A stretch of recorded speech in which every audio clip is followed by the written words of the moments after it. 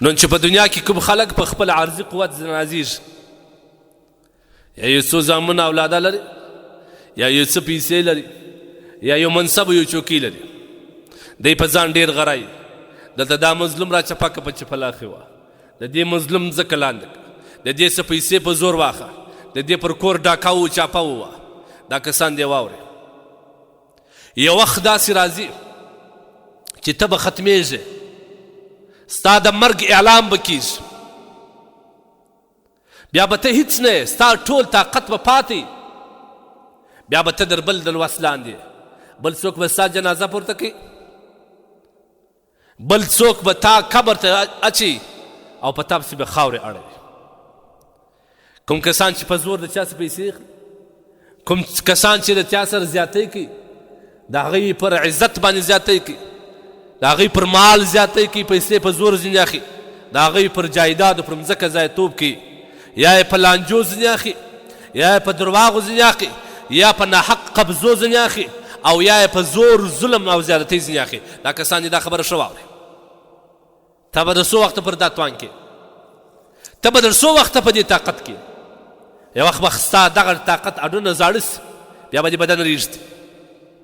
بیا چې هر څومره الله ته وژاړي الله دې نه بخښي. الله د خپل حق بنده ته ورتېرېږي، لیکن الله سبحانه وتعالی د بنده د حق هېڅکله نه تېرېږي. دا واوره، ته به یو وخت د الله حضور ته ځې، هلته به په قیامت په ورځ زه و ته د آدم علیه السلام څخه د قیامت پورې چې څومره انسانان راغلي، دا به د الله حضور ته ځو، هلته به زما او ستا پیشي الله ته کېږي. دلته خو په دنیا کې ته جج ته هم حصې ورکړې، دلته خو په دنیا کې ته د درواغو دپاره شاهدان پیدا کړې، هغوی ته پیسې ورکړې، لیکن واوره هلته درواغ نه چلېږي، هلته د الله سبحانه وتعالی حضور ته ما او تا پیشېږو، هلته به قاضي څوک وي؟ د دنیا قاضیان به نه وي، قاضي مالک الدیان، الله اکبر. هلته به انسانان په ډېر وحشت حالت کې، څوک به در بجلکو په خلو کې ډوبي، څوک به در زنګنو ډوبي، څوک به در نامه ډوبي،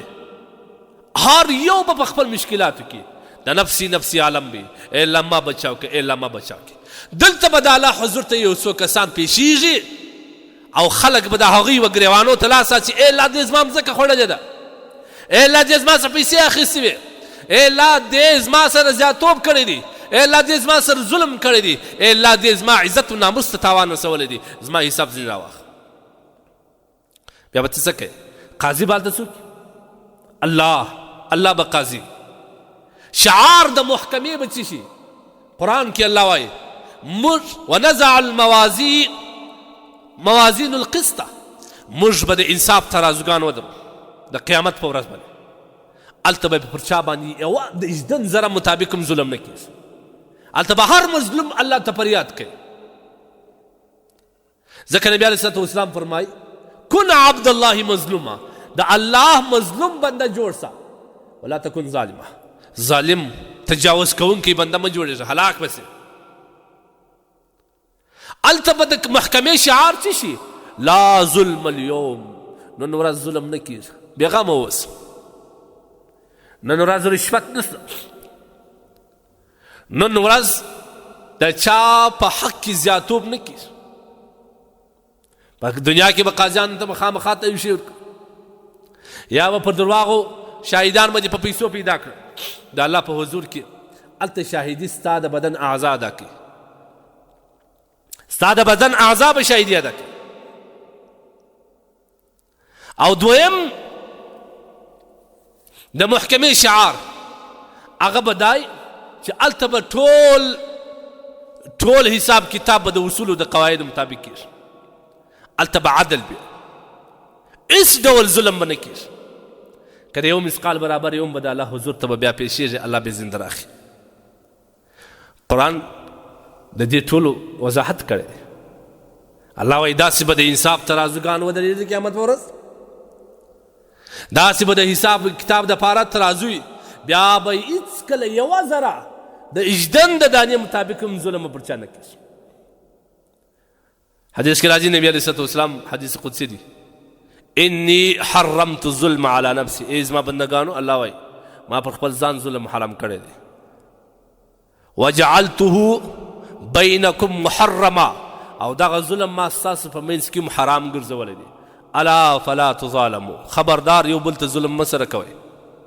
دا به ستا دپاره د قیامت په ورځ توره تیاره کېږي ته په دا خپل پنځه پټه بدن باندې مغرور یې ته په دا خپل عارضي طاقت باندې مغرور یې ته په دا یو څو کسانو باندې مغرور یې تا د ځانه غونډه جوړ کړی دي باقاعده دې ځای جوړ کړی دي کلا دې جوړه کړې دي بریجان دې پر ده راګرځولي دي ته د الله د قهر څه نه الله پاک جل جلاله پر خپل بنده باندې څومره مهربانه دی څومره محبت ورسره کوي د خپل بنده سره تا د الله د بنده سره ظلم کوي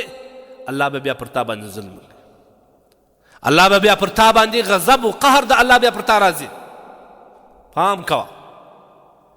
د آخرت ډېره سخته مقدمه ده که غولېدلی پوه سه د دغه خبرې څه پوه چې وخت به ما او تا د الله حضور ته ځو یو وخت به ما او تا د الله حضور ته ځو که نه